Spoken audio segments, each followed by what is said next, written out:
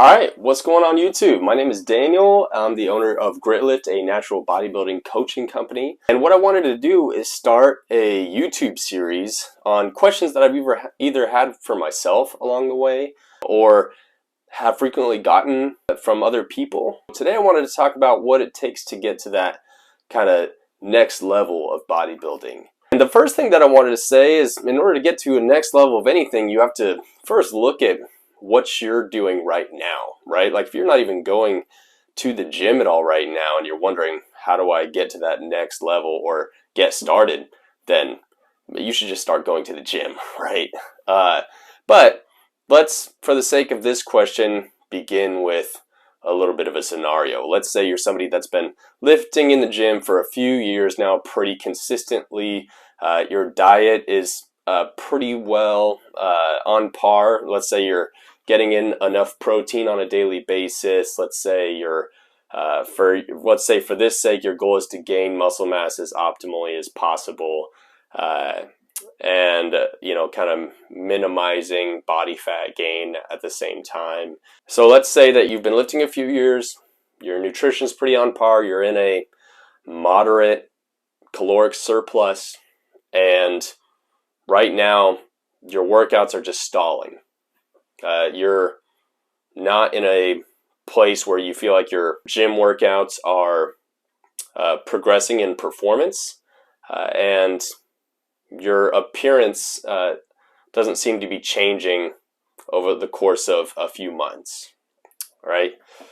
So yeah, let's take that scenario. And the first thing that I would ask somebody in that situation would be, well, how do you know you're not progressing in your workouts? Talk to me about that. If they weren't able to tell me that they were tracking their workouts and have not been able to progress in the amount of reps they can do on a weekly basis, or they haven't been able to progress the load, how heavy they're lifting, with those same exercises on a weekly or maybe even bi-weekly basis, then the first thing I would ask them to do is start tracking their workouts.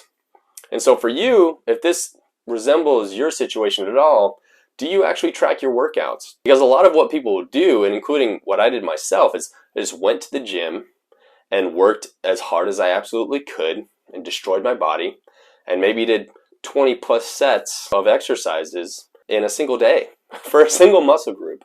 And so the first thing that I would have somebody do is start actually tracking your workouts and start implementing methods of progression.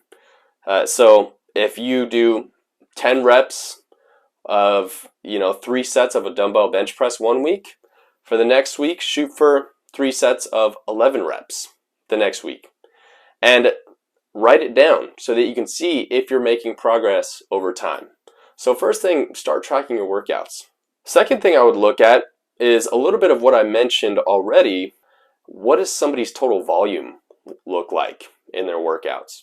What happens with volume is it's reps times sets times load, right? So that's the total workout volume. We know that as you increase your volume of working out, you get an increase in hypertrophy response, especially if those sets are reaching towards failure. So if the intensity of those sets is really high and you're nearing failure, you're within maybe 4 reps of failure, we know that you're going to get a really good hypertrophic response to those sets. But what happens is there's kind of a plateau and then a little bit of diminishing returns as you get high in your volume. So you kind of reach the top of what you can get in terms of hypertrophy with an increase in volume, and then if you keep trying to go higher with that, then it kind of plateaus and then drops off. What can happen is you can start making a lot of progress, and then if your volume just stays really high, or maybe you're even overdoing it in volume, you start to get diminishing returns. And so what has been shown in the studies that I've seen, or the research that I've done, is that, or even from experience, the basics of where somebody should start is 6 to 12 sets per muscle group per week. Most people are going to go, whoa, like that's almost halving the amount that I do in a single workout. And that was the case for me, right? On an average back day, I would do 20 to 24 sets per workout. And it wasn't until much later that I realized that, man, half of those sets were just kind of crap anyways. They were almost me just chasing a pump was basically what it was, or me chasing disruption responses during a workout, like a pump or wanting to feel fatigued, etc. The next thing that I would look at is, what is somebody's total volume at right now? And if they're way over that 12 sets per week per muscle group mark, maybe even allowable for 15 sets. If they're higher than that, then I'm going to say, hey man, let's cut it down and let's focus on really maximizing those sets that you are doing. Because we love to work out, right? If you've been working out for a while, then you like to do this already, right? And what we don't want to have happen when we see our volume cut in half like that is we don't want to feel like we're not working hard, because that's generally the kind of people that we are, right? We like to go in there, kill it, work hard, feel like we accomplished something. So now what happens all of a sudden if you cut your volume in half, or you cut out quite a few sets, you look at the remaining sets you have and you think, I really got to nail these sets. Like, I really got to make these sets count. So now all of a sudden, you're probably going to work harder during those sets, and you're probably going to realize that you maybe weren't working as hard as you could have during those extra 12 sets that you did beforehand. So I would look at, is somebody tracking their workouts? What's their total volume look like right now? Also, how hard are you working during those sets? And the next thing that I would look at is, how much sleep is somebody getting? Because what happens for working out is we tax our body a ton, and then we look at, okay, how well are we recovering from those workouts? And if your progress has stalled in the gym and you're not making as much progress anymore, or you're really not making any progress and it's been, a month or a few months, then we got to look at, okay, how well is somebody recovering from their workouts? And automatically, a reduction in total workout volume is probably going to allow somebody to recover better from their workouts anyways, and thus make more progress.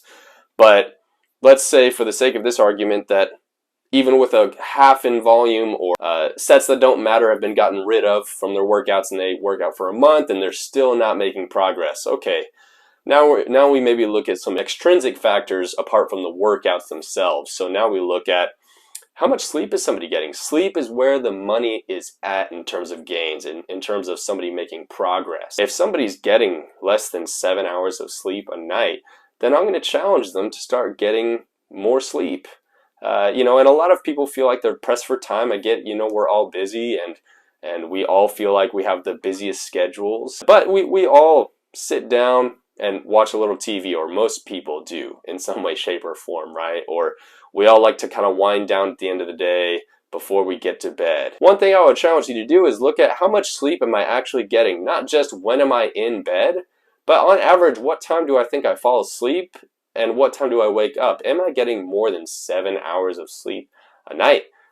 7 to 9 is the general recommended amount. And especially if we're already taking into factor that somebody's nutrition is on point and they're getting enough protein, they're in a moderate surplus of calories per day, then hey, sleep is the next thing that I would probably look at.